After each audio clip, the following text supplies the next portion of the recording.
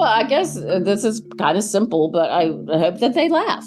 At the end of the day, everybody hopes that their work, whether it's creating music, whether it's shuffling papers at a city department, whether it's digging a ditch to build a highway, what's the end result and how are people going to use this? And sometimes the end result can be dramatic and life-changing. And sometimes, so I'm like, if I do nothing else than just let somebody laugh, maybe after they've had a bad day, I have numerous friends and some other readers who's like, I kept poking my husband to read, let me read you one more line. Let me read you one more line. So I like making people laugh and letting them feel engaged, but then also relating, like I write about the last hours with my father. And I write about my first kiss, who he ultimately, he died very young.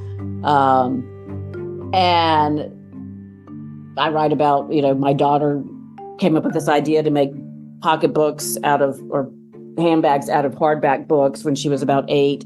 But people are like, oh my gosh, my daughter was going to, embroider dog collars or something like that. I mean, it's like, I hope it can A, make people laugh, and B, make them think of their own experiences and I guess relive them, understand them maybe, or appreciate them really.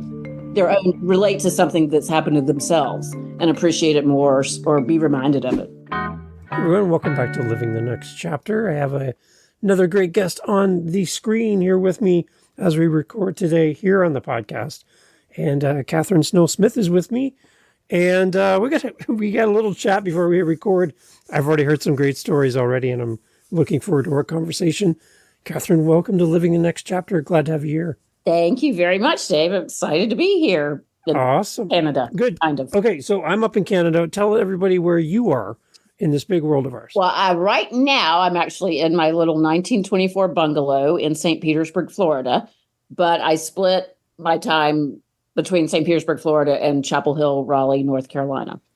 Beautiful. Excellent. And you've had a very interesting background yourself. You've been part of the news. You've been doing all of that in your past as well. Teaching, so many different things you've been a part of. What part of your career, as you look back, work-wise, what are some of the things that you really found joy in doing? Well, thank you. And so I was a journalist or a reporter at various papers in the South, but mainly at the Tampa Bay Times, which used to be the St. Petersburg Times, probably for about 20 years.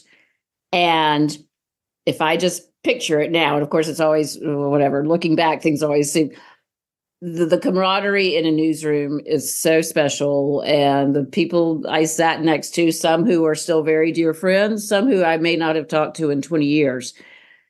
And it's like this, I think, in a lot of workplaces. Obviously, the Office and Cheers and Parks and Recreation and Mary Tyler Moore, we don't need to look far to see how close. It doesn't have to be a news organization. But there was something about being in the newsroom, and it could be a very mundane, average day. And then the next day, there could be a hurricane, or maybe there's a building falls down, or there's a tragedy. And so you're kind of in this very close womb with all these people that you never really know what any day is going to bring. So I think that the most joy of my career, I'd say, would be the friendships and the day-to-day just relationships with my coworkers. Amazing. How did working in a newsroom and being a part of that environment, how did that help feed your desire to become an author? Well, in a way, it didn't really. Well, I got to be pretty good at writing. Well, pretty efficient at writing. I know back when I was in college and undergrad, you'd have a 10-page paper and it would be like, oh, this is good. Whereas you might write what's comparable to 2 10-page papers in a single day. It made you realize, there is no such thing as writer's block, really, that can't last more than 10 minutes in a newsroom. Unless you're on a big project. But so I think it made me, well, obviously it made me better at writing and more of a wordsmith and more efficient. But it's a very different kind of writing, because my writing is personal essays. So I spent a lot of my time writing about other people, but I did learn a lot on how to show their true personalities or find small details and also there's a lot in journalism when you're doing say a profile or a feature there's a lot of humor you can find in people and their lives and their stories and so I guess it inspired me or helped me see some of that in my own life. And I guess the interaction with the public, with notable names, and also just people from the community. You're dealing with all these different types of people that you're working with as well that are part of the news. So you're learning a lot about just interacting with others as well. And definitely interacting with people. I mean, to this day, I mean, I usually have a little when I'm checking out a CVS or going through. I was getting a smoothie this morning, and I don't know, not necessarily inquisitive, but just very good at like kind of striking up a conversation with people because I've gotten so used to having to doing that with strangers over 30 years. And you were talking before we had record that you had a very interesting encounter where you actually fell for Barack Obama. You actually fell for him. Yeah, I did fall for Barack Obama. Yes. In a totally different way than you're expecting as a listener. I would love this. Can you reshare that story? Because I think that's amazing. So this is actually was kind of the impetus to start. This was really kind of the impetus to start writing down my stories or to start writing these essays. So my ex-husband, we were married 24 years, but he was the political editor for the Tampa Bay Times, and I was a business writer, and then ultimately an editor of the Arts and Culture magazine. But anyway, he somehow because so many candidates come through Florida and he traveled as well. He ended up with an invitation to the White House Christmas party when the Obamas were in office, or Barack Obama was in office. And so we flew up to Washington, and it was the print media Christmas party, but it was packed. And right before I went, I tried on my outfit for a friend of mine, and she's like, "Oh, you've got to borrow these shoes. And she gorgeous, like silk organza ruffle going up across the foot. So they were beautiful and they were really high. And she goes, "Oh, just take some Advil, you'll be fine." So before we even got through the metal detectors, I could barely walk. I mean, the pain in my legs. I mean, I was like an epidural. I did take the Advil, but like even if I had an epidural, I was feeling so much pain. So then at the set time, you go through the receiving line. It's not as you enter in this case. So at 8:15, it was our time to go to the map room and get our picture taken. And I was wobbling. I had to lean all my weight on my husband. And this white gloved Marine says, "You may call him Mr. President. You may call her Mrs. Obama." So I walked right up to Mrs. Obama and said, "Merry Christmas, Michelle." And then just panicked and then was so flustered with that. She goes, "Don't worry." And then they're just like cranking people through there. So they put Adam and me in between the president and the first lady. And then 2 seconds before my knee gave way, my ankle twisted, and I fell back against the wall. And Barack Obama's words were, "Hold on, I got you." And so he had to pull me back up. And then I said, I borrowed these shoes. I should not have worn them. They're much higher than what I'm used to. And then he leaned over and he said, "Those are great shoes. I'm glad you wore them." So then at the end of the night, I called my friend who loaned me the shoes. And I was like, "Well, the leader of the free world, thinks you have some nice shoes." And then she said, "Katherine, please write these stories down." Because I do seem to have mishaps and funny experiences quite a bit. So that was the impetus to start writing. And then actually your question about news journalism influencing me is a very different style of writing. So I actually went and took a memoir writing class at a local college, at Eckerd College, and learned a little bit about writing your own stories and put them together and had a book. Okay, so from your recollection of that, your studies on writing memoirs and writing in this new form, what kind of things stood out to you as you were learning that you kind of were like, "Oh, I never really thought of writing in this way," or what kind of things stood out to you? One thing, and I've read a lot of memoir, that's probably my favorite genre, but So a couple of my essays, that one, but several others that were more serious. My teacher said you really could get these published, and I said, well, who would read them? I'm not a famous person. I'm not, Jeanette Wallace, that wrote The Glass Castle. I'm not an average person who had an unbelievable upbringing. I'm not, hike the Appalachian Trail with cancer. There's nothing exceptional about what I've done. And she said, but Katherine, that's what most people think. And you write about things that everyone can relate to, and you write about them in a funny and honest way. So that was something I learned in the class and then I thought back to all these different short stories we've read over the years in novels. Someone doesn't have to have an extraordinary life for it to be interesting to readers and people they don't know, if you write the right way. Yeah. I had another author on, and he wrote for a sports magazine up here in Toronto, Canada. And he said he had a deadline.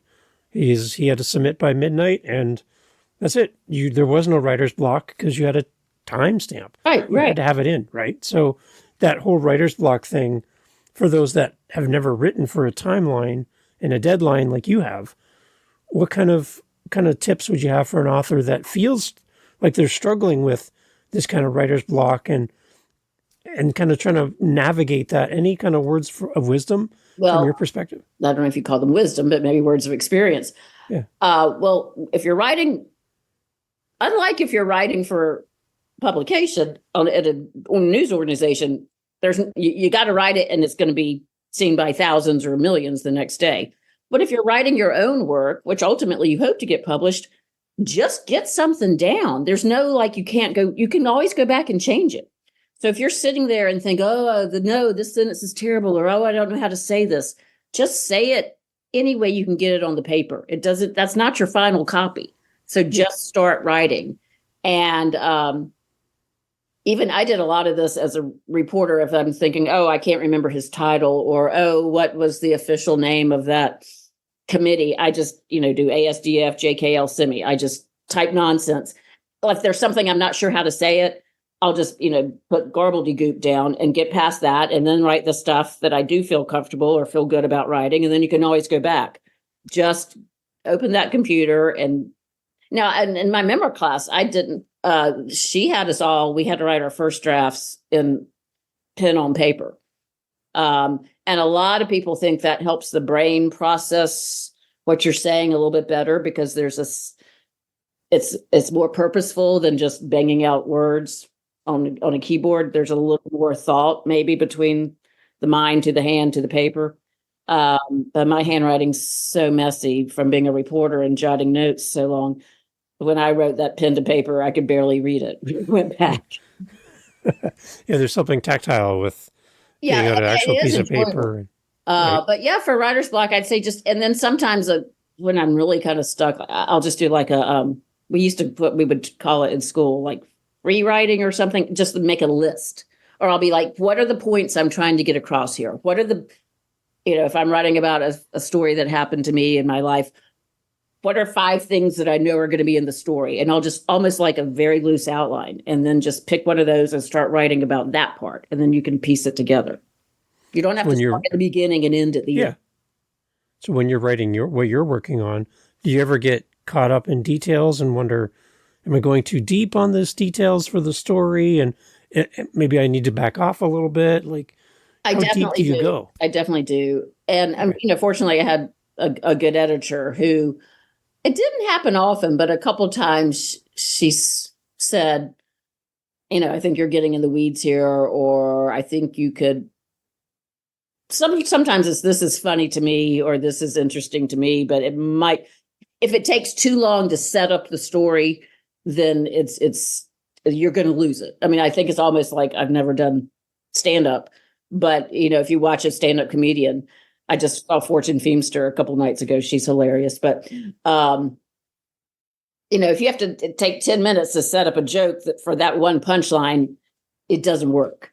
So when you're telling your own stories, if there's too much explaining, well, this is where I was and this, and this phase of life, and this is the, so then it started raining, then my shoe ripped, and then this happened, and then there's Joe, and then there's Anne. I mean, you got to be able to succinctly tell it. So yes, definitely sometimes I do, and then either make it shorter, or just cut out that section completely, if vignette, if it's just too complicated to tell. It sounds like writing these books are fun for you. Dave, it is. Chapter again in the first book. So my middle child, or I have three children, or mostly in their 20s, yeah, all in their 20s. My middle daughter was born with two heart defects, and then had them both fixed through one as a baby and then one when she was 5. And then I had like just a tachycardia, AFib situation. So somehow we ended up being the spokespeople for the annual American Heart Association fundraiser in Tampa and St. Pete. And so they came and made this video about us at our house, and they wanted all this B-roll. And they said, well, just let us film you, doing like your hobbies. And so my daughter Charlotte, she painted, she played lacrosse, she's vegan, she was cooking, chickpea burgers. And I was like, I don't really have any hobbies. I mean, I was working and I was a parent. And I'm like, you could film me drinking wine with my friends once in a while. And I'm like, I walk with my friends sometimes. And so there's an essay in there about how I realized, like, I really don't have any hobbies. But, and then someone said, Katherine, hobbies, people are your hobbies. Like when I have free time, I try to go for a walk or meet up with somebody. However, writing is my hobby. And that's kind of, this is the thing that I do. And I really started doing it about the time we made that video. I'm like, I don't really I'm terrible at tennis, and I exercise, but nothing, that I'm great at. And so it is what I do for me. Nice. And it takes you somewhere, and it connects with a part of you that nothing else can. I think it does. Right. Yeah. That whole creative process, like for me as a musician, just getting in the zone, and you lose track of time. You're in a good spot. Mm-hmm. Right. Exactly. And I'm sure as a musician, and I mean, a visual artist, anybody knows that moment where you find just the right note or just the right word. And it's like, oh my gosh, it's like, the eureka moment where it's like, okay, that was great. Yeah. And one thing I've heard many people in music say is that the beauty in music is what happens between the notes. Right. And I'm like, oh, and I'm thinking as an author, the beauty of writing is between the words. Right? What's not on the page, but what's implied, what's painted as a picture, how you bring somebody into the story. There's so much power in words, which I find exciting. So what authors inspire you? Well, one that is David Sedaris is probably my favorite author, who's he's actually originally from upstate New York, but then moved to Raleigh, where I'm from, I think in the 70s. But, he's probably one of the best. I mean, he fills coliseums reading essays from his books. I think he's probably been writing about 25 years, but he started off with a few New Yorker essays, and then ultimately started writing collections of his own personal stories. And they're vignettes. They're not, I was born, and then I turned 5, and then I turned 10. They're snapshots of his life, and he has numerous siblings, and I think they're all, Amy Sedaris, the actress, is his sister. But they're all very eccentric. And he just writes in a way that he can be kind of acidic, but very funny, very wry, very blunt, but then also just beautiful. I mean, he can see these beautiful observations, and sometimes obviously not point them out, but show them in his writing. And so that's probably Nora Ephron is another person that I really enjoy. And Sloane Crosby. So I do like a lot of essay writers. A couple of my favorite fiction books, and I like all the classics. A Tree Grows in Brooklyn, which is a lot of people don't know that book, but it's a beautiful book. And I think it won Pulitzer or something by an author named Betty Smith. Samantha Irby is a newer writer, and it's interesting. I mean, she's an African-American lesbian. David Sedaris is a white male, he's gay, but you don't have to live the same lives. And not everybody writes about, this is what I did sexually last night. But it's just their tone and their honesty and their humor and their poignancy at getting to stories. So those are some of my favorites. I love it. What is your hope as an author, as people come and find your book on a shelf or on a website, they take it home with them? Do you have any hopes and dreams for your readers as they open your book for the first time? Well, I guess this is kind of simple, but I hope that they laugh. At the end of the day, everybody hopes that their work, whether it's creating music, whether it's shuffling papers at a city department, whether it's digging a ditch to build a highway, what's the end result and how are people going to use this? And sometimes the end result can be dramatic and life-changing. And sometimes, so I'm like, if I do nothing else than just let somebody laugh, maybe after they've had a bad day, I have numerous friends and some other readers who's like, I kept poking my husband to read, let me read you one more line. Let me read you one more line. So I like making people laugh and letting them feel engaged, but then also relating, like I write about the last hours with my father. And I write about my first kiss, who he ultimately, he died very young. And I write about, my daughter came up with this idea to make pocketbooks or handbags out of hardback books when she was about 8.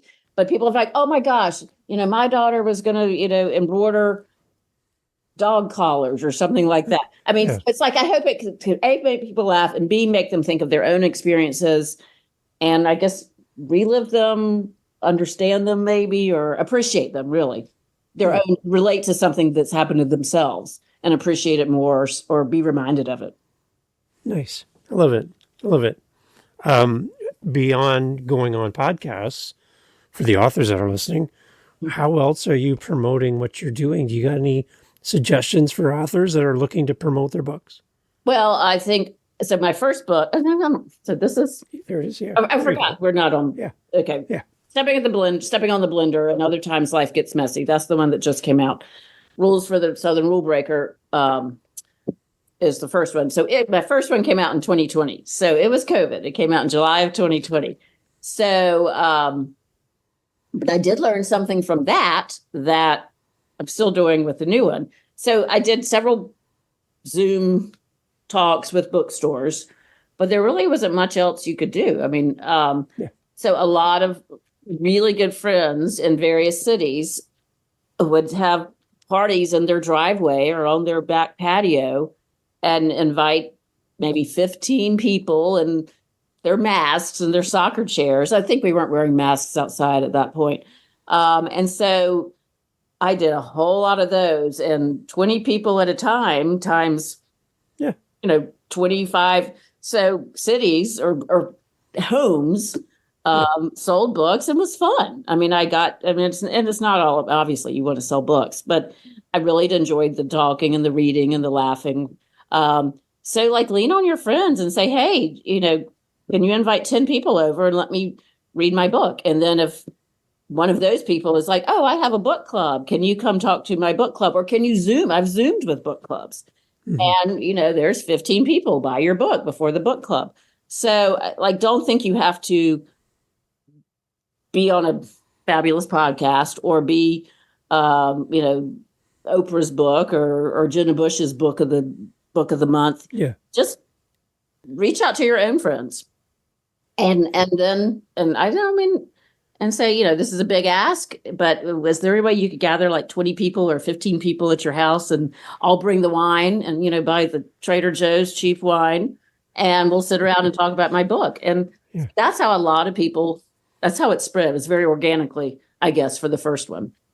Yeah. And one person we have in common is Hannah, who's helped set up today, our time together. She sent me some really great authors from her agency and That's stuff. my And publicist for the yeah, listeners who don't know. so having somebody like that in your corner is another great Yes. person, right? I was obviously a publicist. That's kind of what I feel like most people know. That's Yeah. the first answer is, and but you don't have to have one if and they range, from 100 an hour to package deals for 1,000 a month or 3,000 a month. You can kind of taper that to what you're able to work with or what your publisher offers. Yeah. But yes, a publicist is wonderful. Yeah, for sure. It's amazing. So, okay, so the newest book, when I saw the cover of the book, and we shared a little bit before we record about the story behind your newest book, can you give us a little information about the title of the book and Yes. How literal this really is? It is. Okay, so stepping on the blender, and other times life gets messy, and obviously the people listening can't see this, but it is a picture of a ninja blade with a little puddle of blood and literally a drop of blood dropping off one of the blades. That's fake blood on the cover, but it was real blood when it happened to me. So I'm teaching as an adjunct at UNC Chapel Hill, and actually now I'm in graduate school to get my master's so I can try to join a faculty somewhere. But 2 years ago, I was leaving to go up to North Carolina, leaving my home in Florida to start teaching, and I rent my house out while I'm gone for most of the year. And so the house was spotless, my suitcases were in the car, and I had these cool vintage glasses that somebody gave my parents as a wedding present in 1958. And I thought, I'm going to put those up over the refrigerator so the renters don't possibly break them.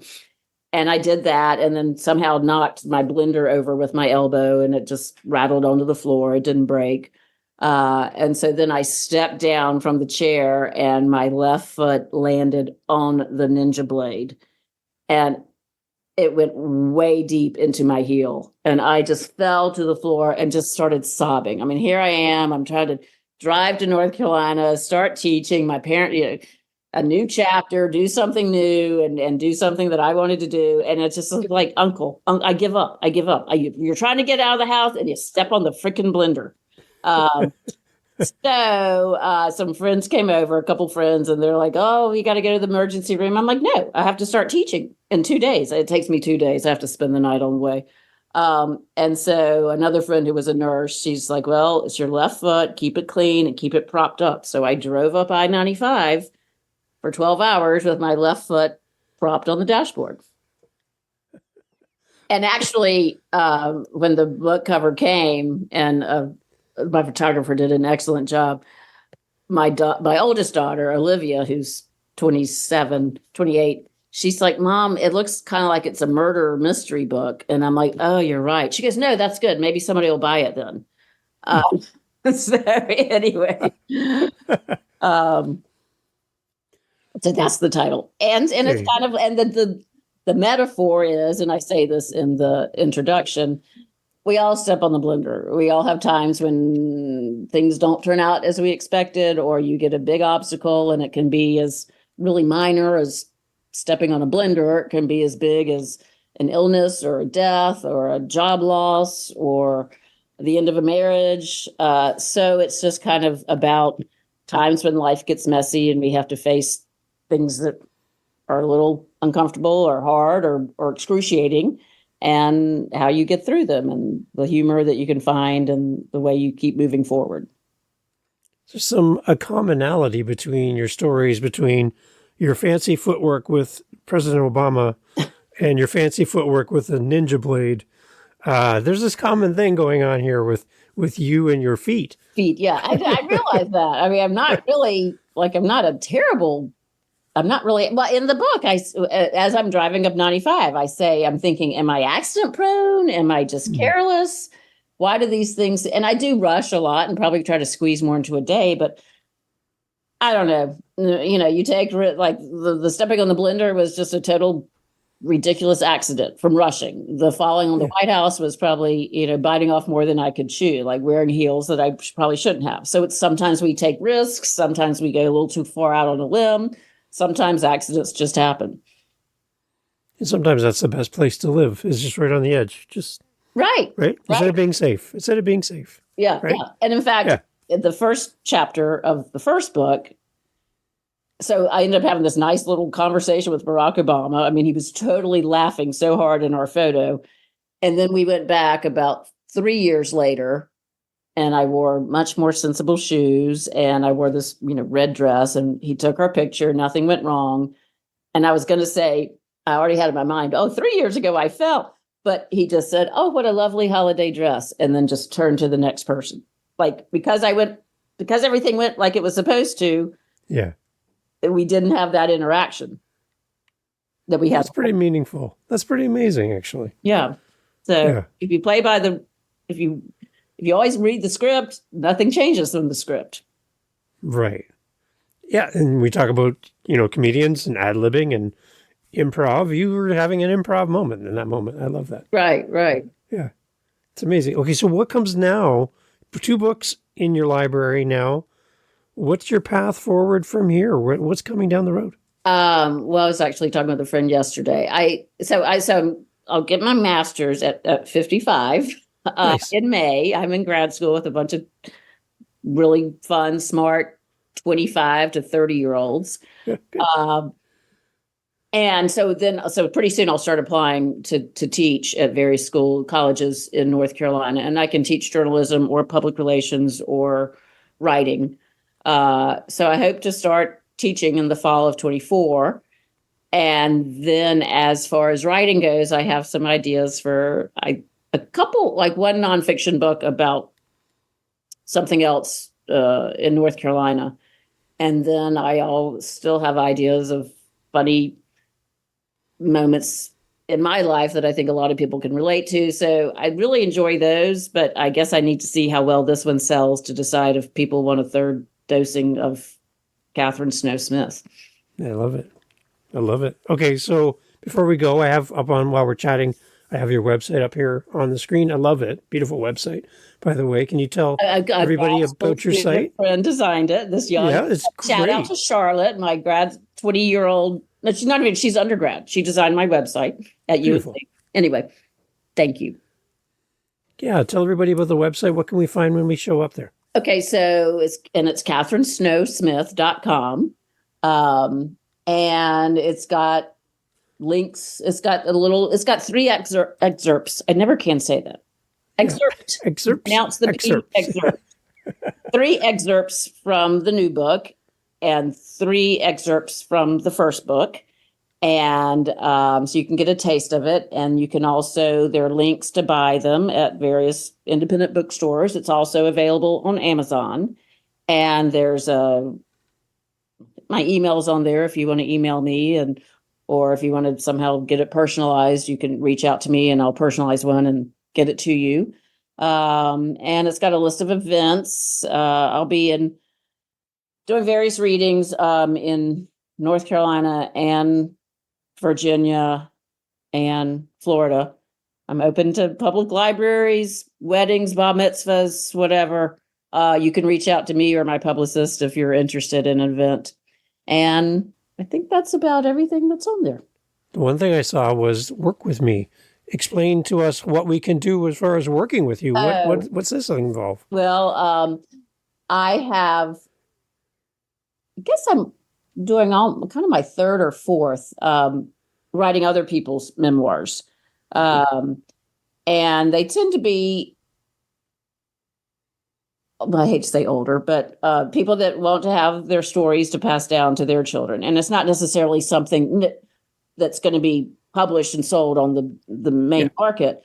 But I'm on my 4th. So I interview people for, 20 hours, usually 2 or 3 hours at a time, and then go back and it's almost like, and then write their stories and put the transitions in and organize them. And then they end up with, a 50-page. Nice. So yes, so that's there are websites that do this, but it's writing personal memoirs for you to record your own stories. And then actually have another client, a writer she's really good. So I've edited her. She's already written her memoirs or was writing them a chapter at a time, and then I would edit them, and she's going to try to get that published on the main market.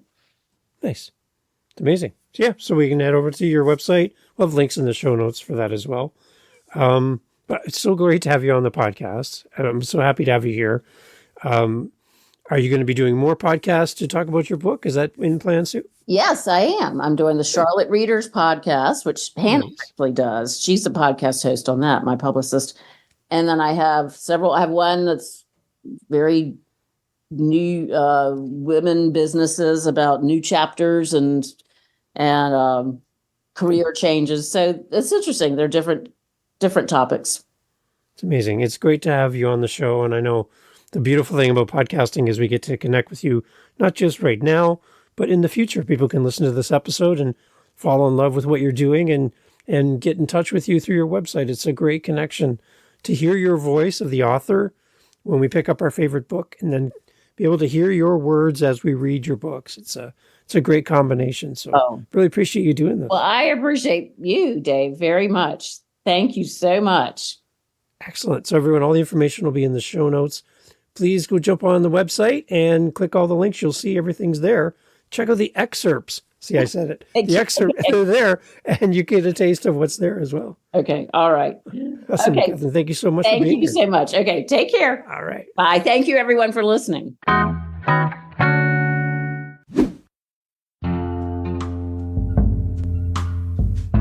Hey, thanks for checking out the latest episode of Living the Next Chapter. I'm so happy to bring on these amazing authors and to share their stories, but I do have to confess I have a problem.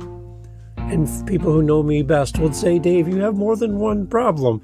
My problem is I have more episodes than I can release to you through my audio host, but I have a solution for you. Oh, yes. Head over to our YouTube channel. Subscribe today to our YouTube channel, and you can get the most recent episode. I'm posting this episode today that I recorded today, and you can get it now on YouTube. Jump the line, move right past that big burly guy at the door. You can get right in and get the most recent episode of Living the Next Chapter on our YouTube channel. Make sure you go there. livingthenextchapter.com has all the information. And again, I want to thank you for making this podcast such a great joy to create. Catch you on the next one.